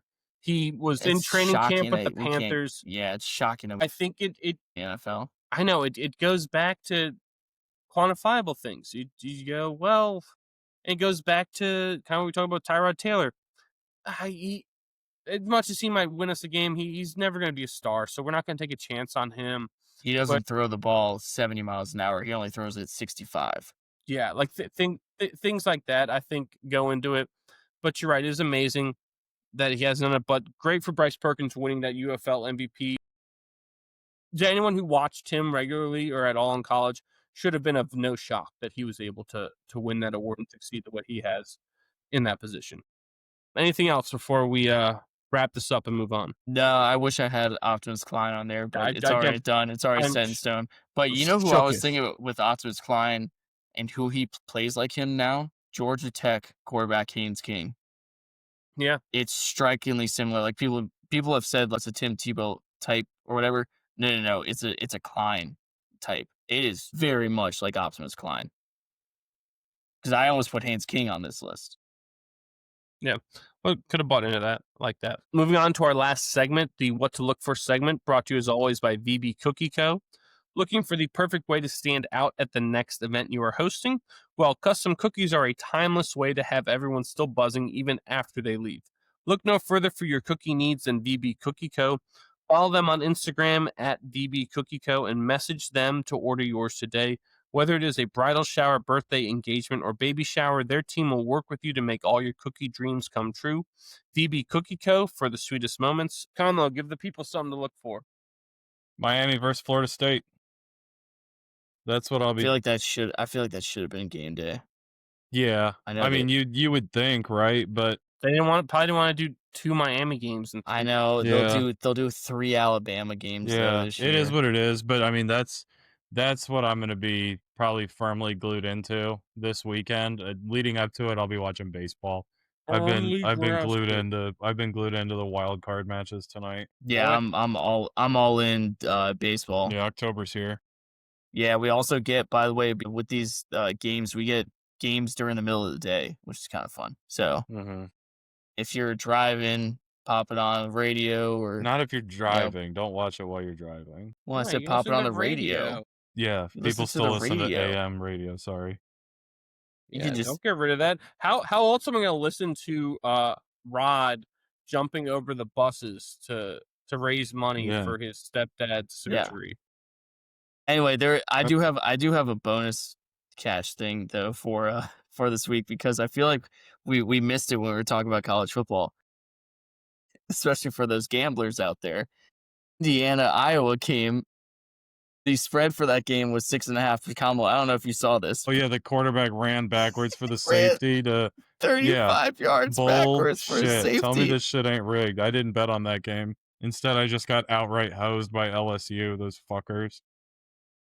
Either way, that needed to be mentioned in here, because I thought that was the funniest thing that ended up being the spread. Absolutely disgusting. He didn't even need to go all the way back. The clock was 0 when he was at the 10. Can't take that chance. Yeah. Yeah. Jesus. Hilarious, though. Oh, my God. I love it. I do have a few things for us. The WNBA Finals, they began Friday night. The Phoenix Mercury have already earned their way there. They will play either the Fever or the Aces, whoever wins tonight. I think that tip-off was like 9:30 or something, because it's in Vegas. So there's no way they've finished. So we don't know who Phoenix will play, but that begins Friday. Chelsea plays Liverpool on Saturday. Liverpool still looking strong. Chelsea had a strong start to the year, but again, after we talked about their loss to Manchester United last week, they sit, maybe in an all too unfamiliar place now where they're middle of the table, trying to fight their way up. So that'll be an important game for them. I believe that is in Chelsea, which is it Stamford Bridge? Yes. Is that where Chelsea plays, Kamala? Yes. All right. I got it. I can do this. And the last thing here, NASCAR. It's at the Roval in Charlotte. So that means that like half the track is on the normal, like just whatever NASCAR go in a circle. But then they cut across and they do like a road portion, and they get back on the regular track, which is kind of cool. But what makes this more interesting is the final race of this playoff round. So after this race in Charlotte, the playoff field will shrink from 12 drivers to 8. Ryan Blaney and Chase Elliott have already locked up spots in the next round with their victories in the previous 2 weeks. Chase Elliott's victory last week, I believe, was in Kansas. They had overtime, right, which is like a 2-lap restart. I think he started the overtime like 8th or 10th and somehow slingshot, engaged, shake and baked his way all the way to the front and to win that race, which was big to move him on. But yeah, look for that. NASCAR, woo, go in a circle. Turn left. Fuck you, Danica. Anything else before we wrap this debacle up? No. All right, so that's going to do it for us here at What Caught My Eye, or WCME Sports. For the boy, Stephen Vesci, and the man, Stephen Comlo, I am the coach, Nick Vesci. Don't forget to follow us on all of our socials. That's on X, Instagram, Facebook, Twitch, TikTok, Snapchat, and Threads at WCME_sports. Our episodes drop every Wednesday at noon on Spotify, YouTube, and iHeartRadio. And all that information can be found on our website, WCME Sports. Don't forget, be decent to each other. Have a good one, and we will see you next time. Take care, Guatemala.